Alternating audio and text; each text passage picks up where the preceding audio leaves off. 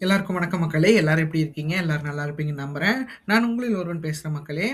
நாம இந்த காணொளியில என்ன பார்க்க போறோம் அப்படின்னு பார்த்தீங்க அப்படின்னா, 2026 சட்டப்பேரவைத் தேர்தல் தமிழ்நாட்டுல நடக்கப் போற காரணத்தினால, எந்தெந்த கட்சிகள் எப்படியெல்லாம் வாக்கு சதவீதங்கள் வாங்கியிருக்காங்க, எப்படியெல்லாம் வெற்றி பெற்றிருக்காங்க, வரப்போகும் தேர்தல்கள்ல எப்படியெல்லாம் வெற்றி பெறப் போறாங்க அப்படிங்கிற நாம தொகுப்பு பார்த்துட்டு இருக்கோம், கணிப்பு பார்த்துக்கிட்டு இருக்கோம். அந்த வகையில நம்ம இன்னைக்கு பார்க்க போற தொகுதி என்னன்னு பார்த்தீங்க அப்படின்னா, சேலம் மாவட்டத்துல இருக்க கெங்கவல்லி தொகுதி தான் பார்க்க போறோம். வாங்க நிகழ்ச்சிக்கு போலாம். அதுக்கு முன்னாடி நம்ம சேனல சப்ஸ்கிரைப் பண்ணிக்கோங்க மக்களே. எங்கவழி தொகுதியை பொறுத்தளவுக்கு பார்த்தீங்க அப்படின்னா, சுதந்திரம் பெற்றதற்கு பின் 3 முறை இந்த எலெக்ஷன் நடந்திருக்கு. அதாவது 2011க்கு அப்புறம் தான் இந்த தொகுதிய வந்து இணைச்சிருக்காங்க. ஸோ அந்த வகையில பார்த்தீங்க அப்படின்னா, இந்த தொகுதியில 3 தேர்தல்கள்ல அதிமுக பார்த்தீங்க அப்படின்னா 2016, 2021ல வெற்றி பெற்றிருக்காங்க. தேமுதிக 2011ல அதிமுக கூட்டணியில் இருக்கிறப்ப வெற்றி பெற்றிருக்காங்க அப்படிங்கிறது குறிப்பிடத்தக்கது. ஆக மொத்தத்துல 3 முறை தேர்தல்கள்ல அதிமுக 2 முறையும், திமுக ஒரு டிஎம்கே அதாவது தேமுதிக ஒரு முறையும் இந்த இடத்துல வெற்றி பெற்றிருக்காங்க அப்படிங்கிறது குறிப்பிடத்தக்கது. அடுத்து கெங்கவல்லி சட்டமன்ற தேர்தல் நிலவரங்கள் பார்த்துடலாம். அந்த வகையில நம்ம 2 தேர்தல்கள் பார்க்க போறோம். 2016, 2021. 2016 பொறுத்தமட்டில் பார்த்தீங்க அப்படின்னா, இந்த தொகுதியில அதிமுக தான் வெற்றி பெற்றிருக்காங்க. அதிமுக சார்புல பார்த்தீங்க அப்படின்னா, மாரிமுத்து அப்படிங்கிறவர் போட்டியிட்டு 74,301 வாக்குகளும் 42.70% பெற்று இந்த இடத்துல வந்து அவர் வெற்றி பெற்றிருக்கிறாரு. அடுத்து திமுக சார்புல ரேகா பிரியதர்ஷினி ஜே அப்படிங்கிறவங்க போட்டிட்டு இருக்காங்க. அவங்க 72,039 வாக்குகளும் 41.40% பெற்று இந்த இடத்துல வந்து 2ஆம் இடத்தை பிடிச்சிருக்காங்க. அடுத்து பாட்டாளி மக்கள் கட்சி சார்புல பார்த்தீங்க அப்படின்னா, பாட்டாளி மக்கள் கட்சி 2016ல தனிச்சு போட்டியிட்டு இந்த இடத்துல வந்து சண்முகவேல் மூர்த்தி அப்படிங்கிறவர் போட்டியிட்டு 10,715 வாக்குகளும் 6.2% பெற்றிருக்கிறாங்க அப்படிங்கிறது குறிப்பிடத்தக்கது. அடுத்து 2021 தேர்தலை பொறுத்தளவுக்கு பார்த்தீங்க அப்படின்னா, அந்த தொகுதியில மீண்டும் அதிமுக சார்புல நல்லதம்பி அப்படிங்கிறவர் போட்டிட்டு இருக்காரு. அவர் 75,902 வாக்குகளும் 39.70% பெற்று இந்த இடத்துல வெற்றி பெற்றிருக்கிறாங்க. அடுத்து திமுக சார்புல அதே ரேகா பிரியதர்ஷினி அவங்க தான் போட்டிட்டு இருக்காங்க. அவங்க 59,416 வாக்குகளும் 31.10% பெற்றிருக்கிறாங்க அப்படிங்கிறது குறிப்பிடத்தக்கது. அடுத்து நாம் தமிழர் கட்சி சார்பில் வினோதினி அப்படிங்கிறவங்க போட்டியிட்டு 17,654 வாக்குகளும் 9.20% பெற்றிருக்கிறாங்க அப்படிங்கிறது குறிப்பிடத்தக்கது. அடுத்து கெங்கவல்லி மக்களவை தேர்தல் நிலவரங்கள் பார்த்துடலாம். அந்த வகையில் நம்ம 2 மக்களவை தேர்தல் நிலவரங்கள் பார்க்க போறோம். 2019, 2024. 2019 பொறுத்த மட்டும் பார்த்தீங்க அப்படின்னா, இந்த தொகுதியில கள்ளக்குறிச்சி நாடாளுமன்ற தொகுதியா இது வரும். கள்ளக்குறிச்சி தொகுதியில திமுக தான் வெற்றி பெற்றாங்க. திமுக சார்புல பார்த்தீங்க அப்படின்னா, கௌதம் சிகாமணி அப்படிங்கிறவர் போட்டியிட்டு 1,13,076 பெற்று 76 வாக்குகள் பெற்று இந்த இடத்துல வெற்றி பெற்றிருக்காரு. 63.48% பெற்றிருக்கிறாரு. அதே சார்பில் அதிமுக கூட்டணியில எல்.கே. சுதீஷ் அப்படிங்கிறவர் போட்டிட்டு இருக்காரு. அவரு 43,410 வாக்குகளும் 24.37% பெற்றிருக்கிறாங்க அப்படிங்கிறது குறிப்பிடத்தக்கது. அடுத்து நாம் தமிழர் கட்சி சார்பில் எஸ். சராயுதீன் அப்படிங்கிறவர் போட்டிட்டு இருக்காரு. அவர் 7,207 வாக்குகளும் 4.05% பெற்றிருக்கிறாரு அப்படிங்கிறது குறிப்பிடத்தக்கது. அடுத்து 2024 தேர்தலை பொறுத்தளவுக்கு பார்த்தீங்க அப்படின்னா, இந்த தொகுதியில மீண்டும் திமுக கூட்டணி தான் வெற்றி பெற்றிருக்காங்க. திமுக கூட்டணியை பொறுத்தளவுக்கு பார்த்தீங்க அப்படின்னா, மலையரசன் அப்படிங்கிறவர் போட்டியிட்டு 80,726 வாக்குகளும் 45.32% பெற்றிருக்காங்க அப்படிங்கிறது குறிப்பிடத்தக்கது. அடுத்து அதிமுக தனிச்சு போட்டிட்டு இந்த இடத்துல குமரகுரு அப்படிங்கிறவர் போட்டிட்டு 74,463 வாக்குகளும் 41.80% பெற்று இந்த இடத்துல வந்து அவங்க 2ஆம் இடத்தை பிடிச்சிருக்காங்க. அடுத்து என்டிஏ சார்பில் இந்த இடத்துல பாட்டாளி மக்கள் கட்சி சார்பில் தேவதாஸ் ராமசாமி அப்படிங்கிறவர் போட்டிட்டு இருக்காரு. அவரும் 11,765 வாக்குகளும் 6.6% பெற்றிருக்கிறாங்க அப்படிங்கிறது குறிப்பிடத்தக்கது. அடுத்து நாம் தமிழர் கட்சி சார்பில் ஜெகதீஷன் அப்படிங்கிறவர் போட்டிட்டு இருக்காரு. அவரு 11,181 வாக்குகளும் 6.28% பெற்று இந்த இடத்துல வந்து 4ஆம் இடத்தை பிடிச்சிருக்காரு அப்படிங்கிறது குறிப்பிடத்தக்கது. அடுத்து கெங்கவல்லி தொகுதி 4 தேர்தல் நிலவரங்கள் பார்த்துடலாம். அந்த வகையில நம்ம 4 தேர்தல்கள் பார்க்க போறோம். அது அதிமுக, திமுக அண்ட் நாம் தமிழர். ஏன்னா இந்த இடத்துல வந்து 4 முனை போட்டியா இருந்தாலும் இந்த இடத்துல வந்து தமிழக வெற்றி கழகத்துக்கு வந்து ப்ரீவியஸ் டேட்டாஸ் இல்ல. ஸோ அதனால பார்த்தீங்க அப்படின்னா, அதிமுக பொறுத்த மட்டும் பார்த்தீங்க அப்படின்னா, 2016ல 42.70%, 2019ல 24.37%, 2021ல 39.70%, 2024ல 41.80% பெற்று இந்த இடத்துல வந்து வாக்குகள் மிகப்பெரிய அளவுல வந்து இருக்கிறத நம்மளால பார்க்க முடியும். ஏன்னா அதிமுக பொறுத்த மட்டும் பார்த்தீங்க அப்படின்னா, இந்த இடத்துல தனிச்சு கூட மிகப்பெரிய அளவுல வாக்குகளை வந்து அவங்க வாங்கியிருக்காங்க அப்படிங்கிறது நம்மளுக்கு கண்கூடா தெரியுது. அடுத்து திமுக கூட்டணியை பொறுத்தளவுக்கு பார்த்தீங்க அப்படின்னா, 2016ல 41.40%, 2019ல 63.48%, 2021ல 31.10%, 2024ல 45.32% வாக்குகள் வாங்கி இந்த இடத்துல வந்து ஒரு குறிப்பிட்ட அளவு வாக்குகள் வந்து அவங்க பெற்றிருக்கிறாங்க அப்படிங்கிறது நம்மளுக்கு குறிப்பிடத்தக்கது. அது வெற்றி பெறும் அளவிற்கும் இருக்கு. பட் ஆனா அதிமுக கூட்டணி சேர்ந்துச்சு அப்படின்னா மிகப்பெரிய அளவுல திமுகவுக்கு ஒரு இந்த இடம் வந்து அந்த அளவுக்கு பரிச்சயமா இருக்காது. அடுத்து பார்த்தீங்கன்னா, நாம் தமிழர பொறுத்தமட்டில் பார்த்தீங்க அப்படின்னா, 2016ல 0.5%, 2019ல 4.05%, 2021ல 9.20%, 2024ல 6.28% பெற்று இந்த இடத்துல வந்து வாக்குகள் வந்து கொஞ்சம் அவிங்களுக்கு தேவையான வாக்குகள் வச்சிருக்கிறாங்க அப்படிங்கிறதுல எந்த ஒரு ஐயமும் இல்ல. அடுத்து கெங்கவள்ளி தொகுதி வாக்காளர் நிலவரத்த பத்தி பார்த்துரலாம். அந்த வகையில நம்ம மொத்த வாக்காளர்களா 2,11,583 பேர் இந்த இடத்துல வாக்காளர்களா பதிவு செய்யப்பட்டிருக்காங்க. அதாவது இந்த தொகுதி அதாவது வாக்காளர்கள் மறுசீராய்வுக்கு பின் எடுத்த வாக்காளர்கள் நிலவரம் இது. ஸோ அந்த வகையில பார்த்தீங்க அப்படின்னா, கடந்த 2025 டிசம்பர் மாசம் தான் இத வந்து 20ஆம் தேதி 19ஆம் தேதி குடுத்தாங்க. ஸோ அத வந்து நான் உடனே போஸ்ட் பண்ணியிருக்கேன். அந்த வகையில 2,11,583 பேர் மொத்த வாக்காளர்களா பதிவு செய்யப்பட்டிருக்காங்க. அதுல 1,03,325 ஆண்களும், 1,08,251 பெண்களும் இந்த இடத்துல வாக்காளர்களா பதிவு செய்யப்பட்டிருக்காங்க அப்படிங்கிறது குறிப்பிடத்தக்கது. 3ஆம் பாலினத்தவர்கள் 7 பேர் இந்த இடத்துல வாக்காளர்களா பதிவு செய்யப்பட்டிருக்காங்க அப்படிங்கிறது நம்மளுக்கு தெரியுது மக்களே. அது வாக்காளர்கள்ல ஏஜ் வைஸ் கேட்டகரி பார்ப்போம். ஏஜ் வைஸ் கேட்டகரின்னு பார்க்குறப்ப பார்த்தீங்க அப்படின்னா, 18 வயசுலேருந்து 34 வயசு வரைக்கும் இருக்கீங்க பார்த்தீங்க அப்படின்னா, 34,924 ஆண்களும், 36,589 பெண்களும் இந்த இடத்துல வாக்காளர்களா பதிவு செய்யப்பட்டிருக்காங்க. அதுல 35 வயசுலேருந்து 54 வயசு வரைக்கும் இருக்கீங்க பார்த்தீங்க அப்படின்னா, 44,223 ஆண்களும், 46,331 பெண்களும் இந்த இடத்துல வாக்காளர்களா பதிவு செய்யப்பட்டிருக்காங்க. 54 வயசுலேருந்து 65 வயசுக்கு மேல இருக்கீங்க பார்த்தீங்க அப்படின்னா, 24,178 ஆண்களும், 25,331 பெண்களும் இந்த இடத்துல வாக்காளர்களா பதிவு செய்யப்பட்டிருக்காங்க அப்படிங்கிறது குறிப்பிடத்தக்கது. ஆக மொத்தத்துல பார்த்தீங்க அப்படின்னா, ஆண்களை விட பெண்கள் எல்லா இடத்துலயும் அதிகமா இருக்காங்க. இந்த கெங்கவள்ளி தொகுதியிலும் அதிகமா இருக்காங்க அப்படிங்கிறது நம்மளுக்கு உறுதியா தெரியுது.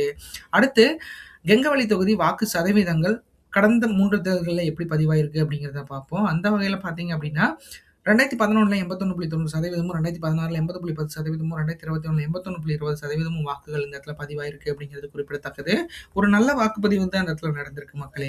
அந்த வகையில பார்த்தீங்க அப்படின்னா, 2026 தேர்தல் வாக்குப்பதிவு எதிர்பார்ப்பு சதவீதத்தை பொறுத்த அளவுக்கு பார்த்தீங்க அப்படின்னா, 81.07% வந்து வாக்குகள் இந்த இடத்துல பதிவாக வாய்ப்புகள் இருக்கு. இது கண்டிப்பா இந்த மக்கள் 100 பண்ணுவாங்க அப்படிங்கிறதுல எந்த ஒரு ஐயமும் இல்ல. அதை எப்படி என்ன பண்ண போறாங்க அப்படிங்கிறத பொறுத்திருந்து பார்க்கலாம். அடுத்து கெங்கவள்ளி தொகுதி வாக்கு எதிர்பார்ப்பு 2026 பொறுத்த மட்டில் எப்படி இருக்கும் அப்படிங்கிறத பார்த்துடலாம். ஆஸ் யூசுவல் பார்த்தீங்க அப்படின்னா, இந்த இடத்துல அதிமுக கூட்டணி வெற்றி பெறுவதற்கான சாத்தியக்கூறுகள் அதிகமா இருக்கு. அதிமுக பொறுத்த மட்டில் பார்த்தீங்க அப்படின்னா, 39.52%, 67,082 வாக்குகளும், 67,782 வாக்குகளும் மேல பெறுவதற்கு வாய்ப்புகள் இருக்கு. ஏன்னா அதிமுக கூட்டணியை பொறுத்தளவுக்கு பார்த்தீங்க அப்படின்னா, அவங்க இப்போ ஒரு நல்ல ஒரு சிறந்த கூட்டணியை வந்து சேர்த்துக்கிட்டு இருக்காங்க. ஸோ அந்த வகையில பார்த்தீங்க அப்படின்னா, இது எந்த அளவுக்கு இருக்க போகுது அப்படிங்கிறத நம்ம பொறுத்திருந்து பார்க்கலாம். ஏன்னா அதிமுக தனிச்சே இந்த இடத்துல வந்து 40% வாக்குகள் வாங்கியிருக்காங்க. ஸோ கொஞ்சம் இந்த இடத்துல வந்து ப்ரீவியஸா நிமிர்ந்து போனாங்க அப்படின்னா, இந்த இடத்துல வந்து வாக்குகள் வந்து கொஞ்சம் கூட வாங்குறதுக்கு வாய்ப்புகள் இருக்கிறத நம்மளால உறுதியா சொல்ல முடியும். அது எப்படி பண்ண போறாங்க அப்படிங்கிறத நாம பொறுத்திருந்து பார்க்கலாம். அடுத்து திமுக கூட்டணியை பொறுத்தளவுக்கு பார்த்தீங்க அப்படின்னா, அந்த தொகுதியில 38.33%, 65,747 வாக்குகளும் பெறுவதற்கு வாய்ப்புகள் இருக்கு. ஏன்னா திமுக இந்த இடத்துல பார்த்தீங்க அப்படின்னா, கொஞ்சம் பக்கமா வரதுக்கு வாய்ப்புகள் அதிகமா இருக்கு. ஏன்னா திமுகவை பொறுத்தளவுக்கு பார்த்தீங்க அப்படின்னா, இப்போ அவங்க நல்ல ஒரு வகையான இது அவங்க வந்து பில்ட் பண்ணிட்டு இருக்காங்க அவங்களோட கட்சியை பொறுத்தளவுக்கு. ஸோ அந்த வகையில இது கண்டிப்பா வந்து அவங்களுக்கு ஒரு நல்ல நிதர்சனமான இருக்கிறதுக்கு வாய்ப்புகள் இருக்கிறத நம்மளால உறுதியா சொல்ல முடியும். அது எந்த அளவுக்கு எப்படி இருக்க போகுது, என்ன பண்ண போறாங்க அப்படிங்கிறத நாம பொறுத்திருந்து பார்க்கலாம். அடுத்து நாம் தமிழர் கட்சியை பொறுத்தளவுக்கு பார்த்தீங்க அப்படின்னா, 8.18% வாக்குகளும், 9,825 வாக்குகளுக்கு மேல பெறுவதற்கு வாய்ப்புகள் இருக்கு. ஏன்னா இந்த வகையில பொறுத்தறப்ப பார்த்தீங்க அப்படின்னா, நாம் தமிழருக்கு கொஞ்சம் குறைந்தபட்ச வாக்குகள் தான் இந்த இடத்துல பதிவாகிட்டு இருக்கு அப்படிங்கிறது நம்மளுக்கு உறுதியா தெரியுது. ஆக மொத்தத்துல பார்த்தீங்க அப்படின்னா, இந்த தொகுதியில அது எந்த மாதிரி எப்படி பண்ண போறாங்க, என்ன பண்ண போறாங்க அப்படிங்கிறத நாம பொறுத்திருந்து பார்க்கலாம். ஏன்னா அதிமுக பொறுத்தமட்டில் பார்த்தீங்க அப்படின்னா, அந்த தொகுதியில குறைந்தபட்ச வாக்குகள் வந்து அவங்களுக்கு கிடைக்கிறதுக்கு வாய்ப்புகள் இருக்கிறத நம்ம ஏற்கனவே பார்த்தோம். ஸோ அந்த வகையில பார்த்தீங்க அப்படின்னா, அதிமுகவோட இணைந்தாங்களா அப்படிங்கிறத நம்ம கூட்டணி விவரங்கள்ல பார்க்கலாம். அந்த வகையில பார்க்குறப்ப கெங்கவள்ளி தொகுதியில இந்த வாக்குகள் வந்து நாம் தமிழருக்கு கிடைக்க வாய்ப்புகள் இருக்கிறத நம்மளால உறுதியா சொல்ல முடியும். அடுத்து தமிழக வெற்றிக் கழகத்தோட நிலையை பொறுத்தளவுக்கு பார்த்தீங்க அப்படின்னா, 14.74%, 23,943 வாக்குகளுக்கு மேல பெறுவதற்கு வாய்ப்புகள் இருக்கு. ஏன்னா தமிழக வெற்றிக் கழகத்தை பொறுத்தளவுக்கு பார்த்தீங்க அப்படின்னா, இப்பதான் கட்சி தொடங்கி மிகப்பெரிய அளவுல அவங்க வந்து ஒரு பிரச்சாரத்தை வந்து அவங்க இன்னும் மேலோங்கி இல்லாம இருக்கிறது தான் மிகப்பெரிய அளவுல வருத்தமான செய்தியா இருக்கு. ஏன்னா அவங்கள பொறுத்தளவுக்கு பார்த்தீங்க அப்படின்னா, பல இடர்பாடுகள் வந்து தமிழக வெற்றிக் கழகத்துக்கு மிகப்பெரிய அளவுல தமிழ்நாட்டிலையும் சரி, இந்தியா லெவல்லையும் அவங்களுக்கு மிகப்பெரிய அளவுல ஒரு எதிர்ப்பு இருக்க காரணத்தினால, ஸோ அது எப்படின்னே தெரியல. ஒரு புது கட்சி தொடங்குனதுக்கு அப்புறம் மிகப்பெரிய மிகப்பெரிய ஸ்ட்ரகிள்ஸை வந்து அவங்க சந்திச்சுட்டு இருக்காங்க. ஸோ அந்த கரூர் பிரச்சனையும் சரி, அப்புறம் அந்த ஜனநாயகன் பட பிரச்சனையும் சரி, அவங்களுக்கு மிகப்பெரிய அளவில் சோர்வை ஏற்படுத்தியிருக்கு. அவங்க என்னதான் மேலே வர வர வர வர கொஞ்சம் அவங்களுக்கு ஒரு சப்போர்ட் கிடைக்காத அளவுக்கு இருக்கிற மாதிரி என்னோட ஃபீலிங் இருக்கு. ஸோ விஜய் அவர்கள் மிகப்பெரிய அளவில் சஃபர் ஆயிட்டு இருக்காரு. ஸோ அவரோட ஸ்டாண்டு வந்து மிகப்பெரிய அளவில் ஒரு ஒரு நல்ல ஒரு நிலையான கட்சியோட இருந்துருச்சு அப்படின்னா அவரை வந்து மிகப்பெரிய அளவில் வந்து காப்பாத்திருக்கலாம். பட் ஆனால் வந்து இப்பயும் இன்னும் கெட்டு போல. தனிச்சே அவர் வெற்றி பெறுவதற்கான வாய்ப்புகள் அவர் ஏற்படுத்திப்பார் அப்படிங்கிறதுல எந்த ஒரு ஐயமும் இல்லை. அந்த வகையில் இந்த தொகுதியை பொறுத்தளவுக்கு 14.74% 23,943 வாக்குகளும் பெறுவதற்கு வாய்ப்புகள் இருக்கிறத நம்மளால உறுதியாக சொல்ல முடியும். ஏன்னா விஜய் அவர்களுக்கு அந்த ஒரு ஃபேம் இருக்கு. ஸோ விஜய் அவர்கள் மிகப்பெரிய அளவில் வந்து அதை கேரி ஓவர் பண்ணிட்டு போவார் அப்படிங்கிறதுல எந்த ஒரு ஐயமும் இல்லை. அவர் எல்லா தடைகளையும் மீறி அதை கூட அந்த மாதிரி வந்து அவர் நல்லா சப்போர்ட்டாக இருப்பார் அப்படிங்கிறதுல எந்த ஒரு ஐயமும் இல்லை. அடுத்து 2026 தமிழ்நாடு தேர்தல் கூட்டணி எதிர்பார்ப்பு இந்தந்த கட்சிகள்லாம் இப்படி ஒன்றிணைந்தாங்க அப்படின்னா மேல்கூறிய வாக்குகள் கிடைக்கிறதுக்கு வாய்ப்புகள் இருக்கிறத நம்மளால உறுதியாக சொல்ல முடியும். அந்த வகையில் அதிமுக கூட்டணியில் பாஜக, பாமக, தேமுதிக, தமிழ் மாநில காங்கிரஸ் எல்லாம் இருந்தாங்கனாலும் இந்த தொகுதியில் வந்து 43.52% வாக்குகள் வந்து கிடைக்கிறதுக்கு வாய்ப்புகள் இருக்கு. ஏன்னா அவங்கள பொறுத்தளவுக்கு பார்த்தீங்க அப்படின்னா இந்த தொகுதியில் கடந்த 3 முறையும் அவங்க தான் வந்து ஆளுமை செலுத்திட்டு இருக்காங்க மக்களே. ஸோ அந்த வகையில் பார்க்குறப்ப இந்த தடவையும் மிகப்பெரிய அளவில் அவங்களுக்கு சப்போர்ட்டும் இருக்குது. ஏன்னா போன தடவை பார்த்தீங்க அப்படின்னா நான் இழுபறியாக இருக்கணும்னு சொல்லியிருந்தேன். பட் ஆனால் இழுபறிங்கிறது மிகப்பெரிய அளவில் வந்து அந்த அளவுக்கு இந்த தொகுதியில் இருக்குமா அப்படிங்கிறத நம்ம பொறுத்திருந்து பார்க்கலாம். ஆக மொத்தத்தில் அதிமுக கூட்டணிக்கு இந்த தொகுதி மிகப்பெரிய அளவில் பரிச்சயமாக இருக்குது. ஏன்னா 43.52% வாக்குகள் வந்து இந்த இடத்துல கிடைக்கிறதுக்கு அதிமுக கூட்டணிக்கு வாய்ப்பு இருக்குது. போன தடவை அந்த பக்கம் கம்மியாக சொல்லியிருப்பேன்னு நினைக்கிறேன். நான் திமுகவோட வாக்கு சொல்லியிருப்பேன், மன்னிச்சுக்கோங்க. அடுத்த வகையில் பார்க்குறப்ப 43.52% வந்து அதிமுக கூட்டணி பெறுவதற்கான வாய்ப்புகள் சாத்தியக்கூறுகளும் அதிகமாக இருக்குது. அடுத்து திமுக கூட்டணியை பொறுத்தளவுக்கு பார்த்தீங்க அப்படின்னா இந்திய தேசிய காங்கிரஸ், சிபிஐ, சிபிஎம், விடுதலை சிறுத்தைகள் கட்சி, மக்கள் நீதி மையம், அதிமுக போன்ற கட்சிகள்லாம் அவங்களோட 2019 அவங்களோட ஒற்றுமையாக இருக்காங்க. ஸோ அந்த வகையில் அவங்கெல்லாம் அவங்களுக்குள்ளோட இருக்க காரணத்தினால 38.33% வாக்குகள் வந்து வாங்குறதுக்கு வாய்ப்புகள் இருக்கு. ஏன்னா திமுக கூட்டணியை பொறுத்தளவுக்கு பார்த்தீங்க அப்படின்னா 2021 மிகப்பெரிய அளவில் இவங்க வந்து நல்லா பில்டாக தான் இருந்தாங்க. பட் ஆனால் அந்த தொகுதியை கைவிட்டிருந்தாங்க.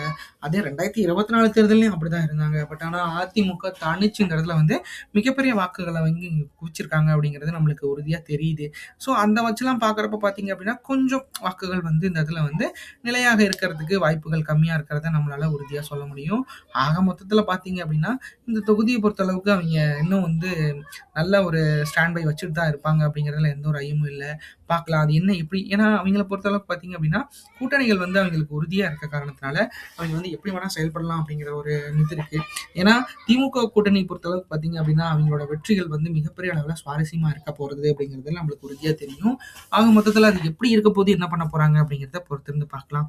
டிஎம்கேவை பொறுத்தளவுக்கு பார்த்தீங்க அப்படின்னா அவங்க எலெக்ஷன் வந்துட்டா மிகப்பெரிய அளவில் அவங்க ஒரு பருந்து மாதிரி அந்த இறையை தூக்கி அவங்க அந்த இறைங்கள்னு அப்படின்னு சொல்றது வந்து அந்த தொகுதியை வந்து அவங்க மிகப்பெரிய அளவில் கால்குலேட் பண்ணி வச்சிருப்பாங்க அப்படிங்கிறதுல எந்த ஒரு ஐயமும் இல்லை. ஏன்னா எனக்கே அரசியல் வந்து இப்போதான் வந்து நான் இந்த கொஞ்சம் ஒரு இந்த 5-6 வருஷமா தான் அரசியலை பற்றி நான் நல்லா தெரிஞ்சுக்கிறேன். பட் ஆனால் அவங்கெல்லாம் அடிப்படையிலே அரசியலை தெரிஞ்சுக்கிட்டேங்க.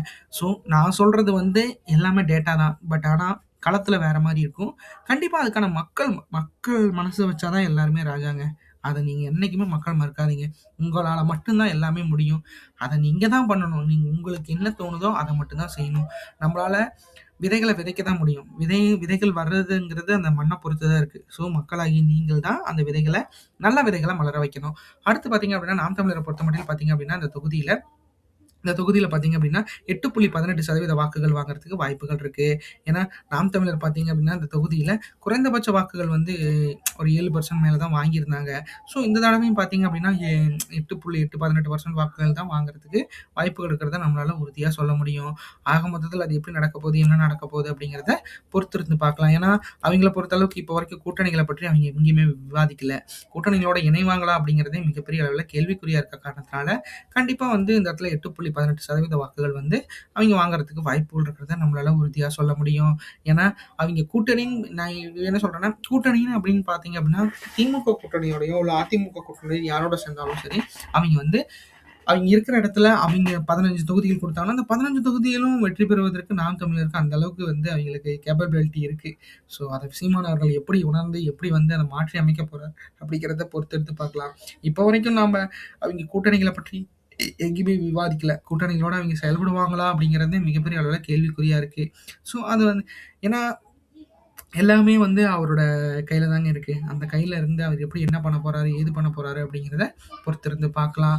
அடுத்து தமிழக வெற்றிக் கழகத்த பொறுத்தளவுக்கு பார்த்தீங்க அப்படின்னா, 14.74% வாக்குகள் வந்து இந்த இடத்துல வாங்குறதுக்கு வாய்ப்புகள் இருக்கு. தனிச்சு போட்டியிட்டு வாங்குறதுக்கு. இதே வெற்றி பெறும் அளவிற்கு வாங்கணும் அப்படின்னா, கூட்டணி கட்சிகளோட இணைந்து தான் அவங்க செயல்படணும். ஏன்னா, கூட்டணி கட்சிகளோட இணைந்து செயல்பட்டா தான் நல்ல வாக்குகள வந்து அவைங்க பெற முடியும் அப்படிங்கிறத அவைங்க என்ன விட அவைங்க நல்லா உணர்ந்திருப்பாங்க. எனக்கு புடிச்ச மாரி நான் சொல்லிர்றேன். கண்டிப்பா வந்து விஜய் அவர்களை நல்ல ஒரு நல்லாட்சி பண்ணணும் அப்படின்னா 4 பேர் துணை கண்டிப்பா வேணும். நம்மகிட்ட இருக்கிற சேனைகள விட நமக்கு உதவுற சேனைகள் வந்து மிகப்பெரிய அளவுல வலுவா இருக்கும். ஏன்னா, அவங்கள்ட்ட இருந்தும் நெறைய டாக்டிக்ஸ் கத்துக்கலாம். ஸோ, செங்கோட்டையன் அவர்கள் போல நெறைய பேர் வந்து உங்களுக்கு உங்களோட இணைந்தாங்க அப்படின்னா, உங்களோட வெற்றி மிகப்பெரிய அளவுல சாத்தியமா இருக்கும் அப்படிங்கிறதுல எந்த ஒரு ஐயமும் இல்ல சார். நீங்க நீங்க பண்ணுங்க. உங்களோட மனசுக்கு நீங்க நீங்க என்ன நெனச்சிருக்கீங்களோ, அது கண்டிப்பா உங்களுக்கு நடக்கும் அப்படிங்கிறதுல இந்த அரசியல் ஆலோசகனா நான் ஆலோசகர்லாம் சொல்ல மாட்டேன். ஆலோசகனா சின்ன பையன் தான் நானு. இருந்தாலும் உங்களுக்காக நான் சொல்றேன். நீங்க வெற்றி பெறணும் அப்படின்னா, ஆ போட்டி, பொறாமைகள் வந்து தான் ஆகும். அத சமாளிச்சு தான் ஆகணும். நீங்க அதுக்கு தயாரா இருங்க சார். எல்லாமே உங்களுக்காக மனசு போல நடக்கும். இந்த காணொளி உங்களுக்கு ரொம்ப பிடிச்சிருக்கும்னு நெனைக்கிறேன் மக்களே. நம்ம சேனல சப்ஸ்கிரைப் பண்ணுங்க, லைக் பண்ணுங்க, ஷேர் பண்ணுங்க, கமெண்ட் பண்ணுங்க. நம்மளுக்கு எதுவா இருந்தாலும் தெரியப்படுத்துங்க. நம்மளுக்கு கமெண்ட் மூலம் நெறைய தெரியப்படுத்துனீங்கன்னா மட்டும் தான், நாங்க என்ன பண்றோம், ஏது பண்றோம் அப்படிங்கிற எங்களுக்கு தெரியும். ஸோ, எனக்கு தெரிஞ்சத நான் எல்லாத்துக்கும் சொல்லிட்டு இருக்கேன். கண்டிப்பா அது உங்களுக்கு பிடிச்சிருக்கும்னு நெனைக்கிறேன். ஒவ்வொரு நாளும் ஒவ்வொரு தொகுதி அப்படிங்கிற மாரி நான் போயிட்டு இருக்கு. கண்டிப்பா இதுக்கப்புறம் நெறைய எலக்ஷன் பிரெடிக்ஷன்ஸ் இருக்கு. பட்ஜெட் பிரெடிக்ஷன்ஸ் இருக்கு. நம்ம எந்த மாரி எங்க எல்லாம் வாக்குகள் வாங்கியிருக்கோம். இந்த அரசியல பத்தி மிகப்பெரிய அளவுல நம்ம வந்து ஒரு சுவாரஸ்யமான விஷயங்கள்லாம் உங்களுக்கு சொல்றதுக்கு நான் காத்துக்கிட்டு இருக்கேன். என்னோட என்னோட தொழில் வந்து இதுதான். எனக்கு இதுதான் தொழிலா இருக்கு. கண்டிப்பா அது உங்களுக்கு நான் சொல்லிக் குடுப்பேன். சப்ஸ்கிரைப் பண்ணி என்ன பின்தொடருங்க. கண்டிப்பா சொல்றேன். என்னால முடிஞ்ச டேட்டாஸ உங்களுக்கு குடுத்துக்கிட்டே இருப்பேன் மக்களே. Stay tune. கண்டிப்பா உங்களுக்கு நல்லா குடுப்பேன். சப்ஸ்கிரைப் பண்ணுங்க. நன்றி. வணக்கம்.